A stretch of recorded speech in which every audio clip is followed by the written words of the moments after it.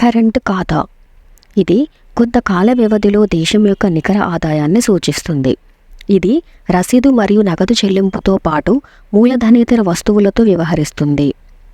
Current ఖాతాలో 3 విస్తృత భాగాలు ఉన్నాయి: బ్యాలెన్స్ ఆఫ్ ట్రేడ్, నికర ఫ్యాక్టర్, ఆదాయం మరియు నికర బదిలీ చెల్లింపులు.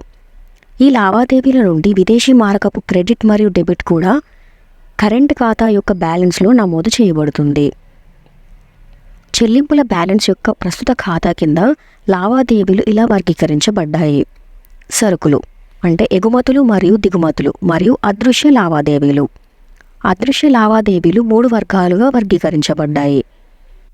ఇందులో సేవలు, ప్రయాణం, రవాణా, బీమా, ప్రభుత్వం మరెక్కడా చేర్చబడలేదు, GNIA, మరియు ఇతరాలు, కమ్యూనికేషన్, నిర్మాణం, ఆర్థిక, సాఫ్ట్వేర్, వార్తా సంస్థ, రాయల్టీలు, నిర్వహణ మరియు వ్యాపార సేవలు వంటివి.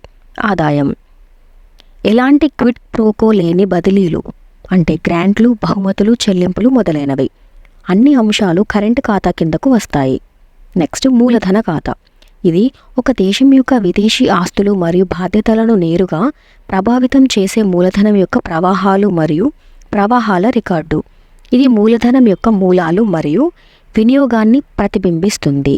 మూలధన ఖాతాలోని భాగాలలో విదేశీ పెట్టుబడులు మరియు రుణాలు, బ్యాంకింగ్ మరియు ఇతర రకాల మూలధనాలు, అలాగే ద్రవ్య కదలికలు లేదా విదేశీ మారక నిల్వలో మార్పులు ఉన్నాయి. విదేశీ ప్రత్యక్ష పెట్టుబడులు, పోర్ట్ఫోలియో పెట్టుబడులు మరియు ఒక దేశ ప్రభుత్వం మరొక దేశ ప్రభుత్వానికి ఇచ్చే రుణాలు క్యాపిటల్ ఖాతాలో కీలకమైన భాగాలు. చెల్లింపుల బ్యాలెన్స్ యొక్క మూలధన ఖాతా క్రింది లావాదేవీలుగా వర్గీకరించబడ్డాయి.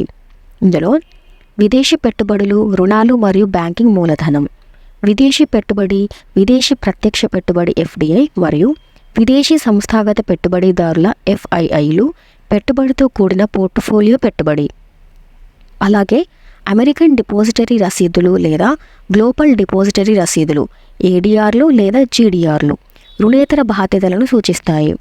రుణాలు అంటే బాహ్య సహాయం, బాహ్య వాణిజ్య రుణాలు మరియు వాణిజ్య క్రెడిట్.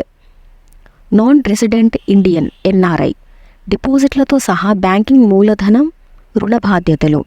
కరెంటు ఖాతాలో ఏదైనా మిగులు లేదా లోటు మూలధన ఖాతాలో సమానమైన మిగులు లేదా లోటుతో సరిపోలుతుంది మరియు రద్దు చేయబడుతుంది. అలాగే చెల్లింపుల బ్యాలెన్స్లో ప్రతిబింబించే కరెంటు ఖాతా మరియు మూలధన ఖాతా మొత్తం ఎల్లప్పుడూ 0గా ఉంటుంది.